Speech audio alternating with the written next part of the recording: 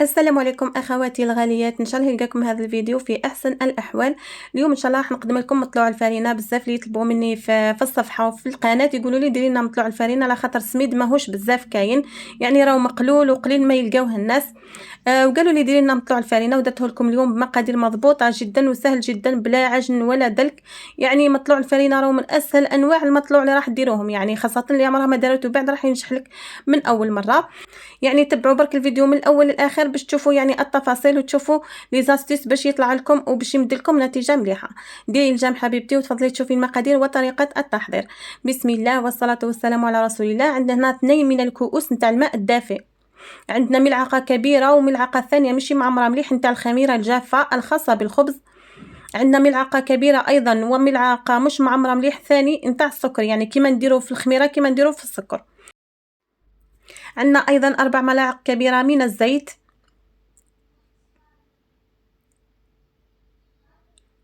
هكذا كما راكم تشوفوا.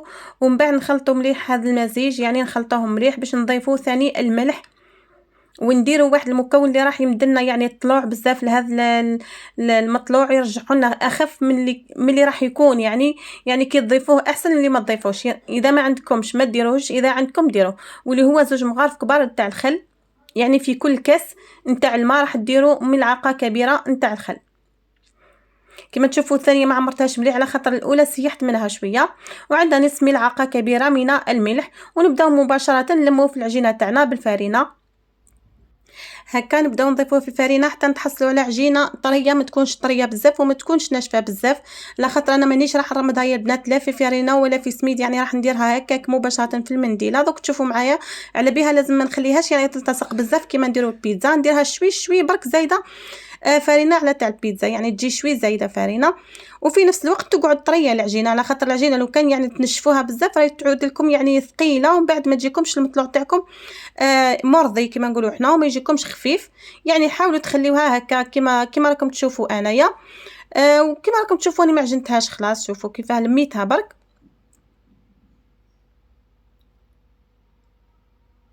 هنا كيما تشوفوها تلتصق بزاف في اليد، روحوا غسلوا يديكم وعاودوا نشفوهم مليح وعاودوا رجعوا لها، دوك تعود ما تلتصقش بزاف.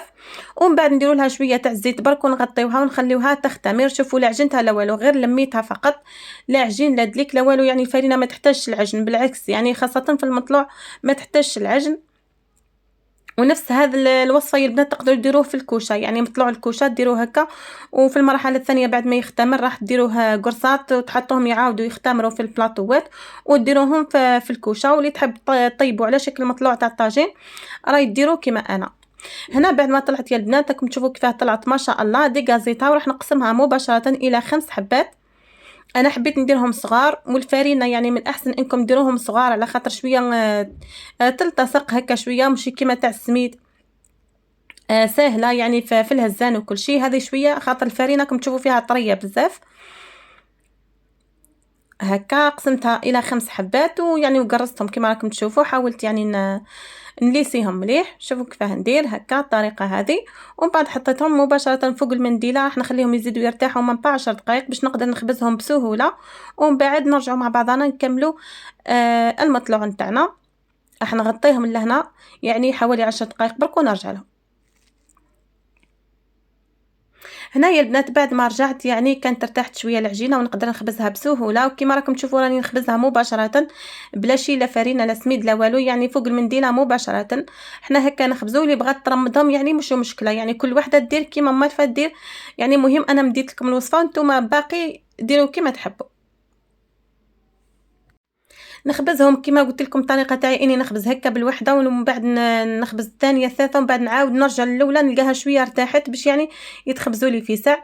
والمطلوع تاع الفرينه من احسن انكم ديروهم رقاق على خاطر الفرينه تزيد بزاف يعني في الحجم وتجيكم خشينه من بعد وتجيكم كما نقولوا حنا معجنه لداخل. على بها لازمكم ترققوها مليح. شوفوا كيف رققتها مليح مليح يعني ومن بعد راهي تطلع دوك تشوفوا ما شاء الله تطلع ما شاء الله. راح نزيد نخليها تطلع شويه، ما تخليوهاش تطلع بزاف حتى تروح لها الطلعه. شوفوا يعني ما خليتهاش ضعفت ياسر الحجم تاعها. هكا برك نبداو نطيبوه في المطلوع نتاعنا. تهزوها بهذه الطريقه ولا تحبوا ديروا طرق اخرى مثلا كيما ورق الزبده ولا الطرق الاخرى، يعني لكم الاختيار. ونلوحوها مباشره في الطاجين تاعنا.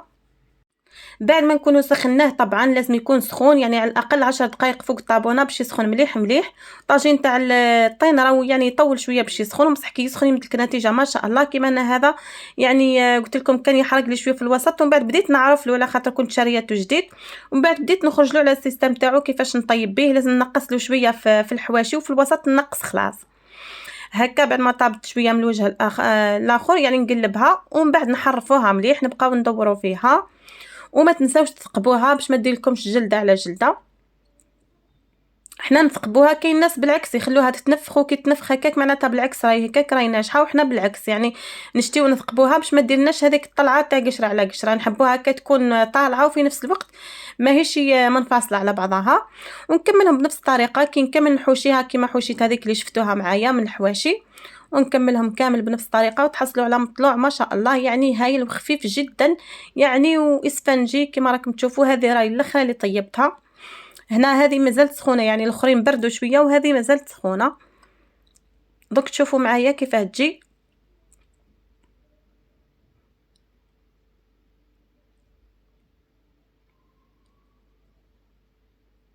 شوفوا يا بنات يعني تجي قطنيه ما شاء الله. هنا راهي سخونه عييت لا نحركها ولا يعني بصعوبه هزتها كيما هكا. ولو كان كي تكون سخونه وتلبزوها هكا بيديكم راهي تتلبز، ماشي كيما كي تبرد يعني ديروا فيها واش تحبوا. كيما هذيك الاولى اللي قدمت لكم في الاول كانت يعني كانت بردت مليح على بها، يعني نلويها نطبقها ترجع كيما كانت. بصح هذيك كي عاد سخونه ما نقدرش نحركها بزاف على خاطر تلبز لي. وهذا هي يا البنات، نتمنى يكون عجبكم هذا المطلوع يعني وتسيوه. واذا سيتوه يعني ابعثوا لي، وبغيتوا تبعثوا لي تطبيقاتكم ابعثوا لي على صفحتي في الفيسبوك يعني في بريد الصفحه اللي هو شهيوات عبد الغني، حتى هو يعني الصفحه تاعي بنفس اسم القناه. وايضا اخواتي ما تنساوش اذا عجبكم الفيديو ولا عجبتكم الوصفه ما تنساوش تخليوا لي تعليقاتكم الجميله واعجاباتكم بالفيديو باش يطلع ويوصل بزاف الناس. والسلام عليكم ورحمه الله وبركاته.